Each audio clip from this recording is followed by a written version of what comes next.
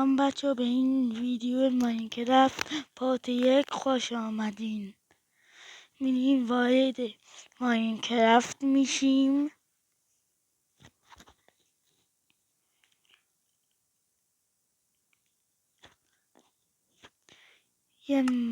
یک بهترین مپ رو انتخاب میکنیم. این خودش نمیدونم تازگی که ماینکرافت یک آهنگایی هم اضاف کرده. ماینکرافت نمیدونم هرچی آهنگاش هم به درد نخوره. حالا ما میخوایم اینجاها یک چادر بهتون یاد بدم. این خونه منه و این چادر منه.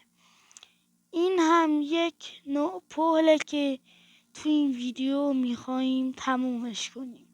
اول میریم سراغ پل اینجوری که میخوام بالاش یک کاری کنم که آب بریزم نیفته روی این. یک نوع بلاک هست کاشی پشمی که برای اینکه وقتی که بارون میاد وارد پل میشه یک نوع آهن گذاشتم که سوراخ داره دیگه، آب از توش میتونه راحت رد بشه. برای همین من این پشم گذاشتم که برای بارون دیگه بارون نیاد داخل پل آب وایسه. برای همین اون پشم گذاشتم. این دیواری که میبینید اینو قبلا ادامه داده بودم، الان ادامه شه. اینو برای این درست میکنم که دور تا دور پلو چی کنم، آب میخوام بریزم. میخوام این جاهاش دیگه آب نره. این کاشیات اگر مثلا آب دریایی اینا روش بریزه میپره اصلا از جاش دیگه، سعی جاش نمیشینه. برای همین من این کارا رو دارم میکنم. الان 2 روز قبل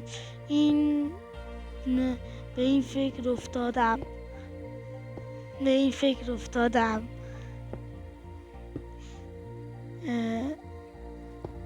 خب الان این ادامهش بدم تموم بشه میام.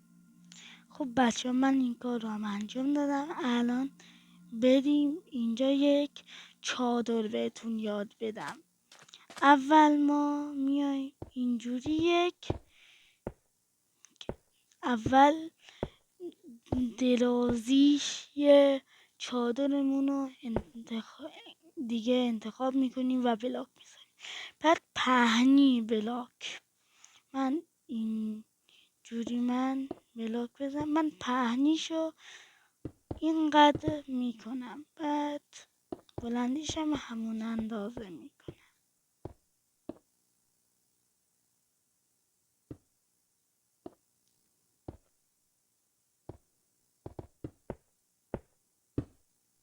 خب بچه ما میایم این بلاک ها رو میکنیم. بعد میایم اینجوری که میگم اینجوری یک مدل چادر مانند باید درست بشه. اینجوری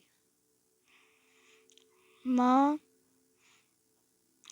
هر 2 طرف رو باید اینجوری بسازیم. هر 2 طرف همینجوری بریم بالا و بالاتر. اینجوری میبینید که دیگه عین من. اگر میخواید یه چادر خوب براتون ساخته بشه اینجوری میتونید از بلاک‌های رنگی هم استفاده کنید، هر جور که خودتون میدونید. اینجوری ها. من برم بخوابم که صبح بشه.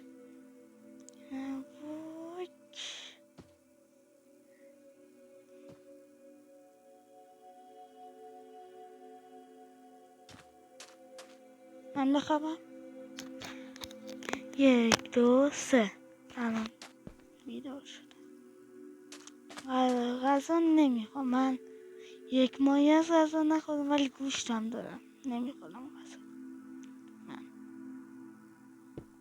اینجا باید غذا بخوریم. من تو یک بیابونم، علف نداره ولی آب داره، ماهی هم توش هست. الان فکر کنم ماهی ها نباشه. یکیش بیاید، این یکیش. من میخوام این ماهی، من میخوام یه چیزی بهتون بدم.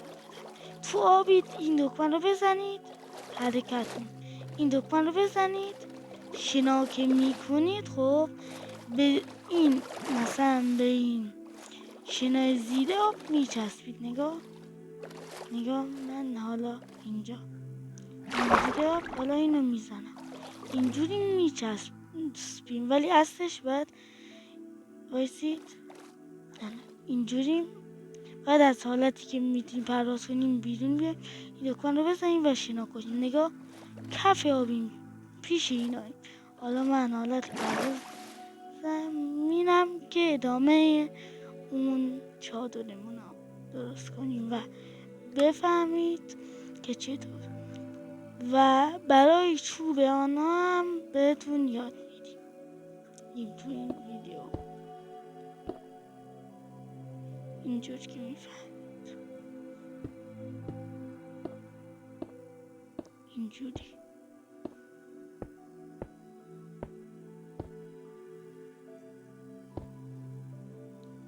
اینجوری که میفهمید باید انجام بدیم. اینجوری. ولی من پهناشو کم کردم چون که به دردم نمیخوره و خودم یه دونه دارم. باید یه جوری این پهنایی که من درست کردم رسید 1 بلاک 2 بلاک 3 بلاک 5 6 من 6 بلاک انجام دادم. اگر شما 7 بلاک انجام بدید میتونید عین همش کنید، هیچ مشکلی نیست.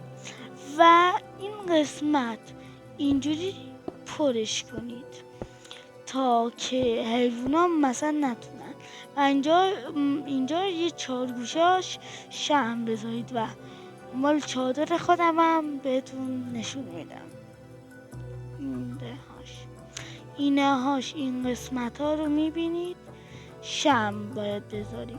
و برای فکر کنیم چادره و باید یک چوبی هم گذاشته شه وسط کار. اینهاش از این چوبا وسط کار باید استفاده بشه. اینم دوستم دیگه اینجوری که هست. خب خداحافظ بچه، تا ویدیو بعدی خداحافظ. اگر پارت 2 رو میخواستید تو کامنت ها حتما بگید و لایک کنید، کامنت بذارید و سابسکرایب کنید.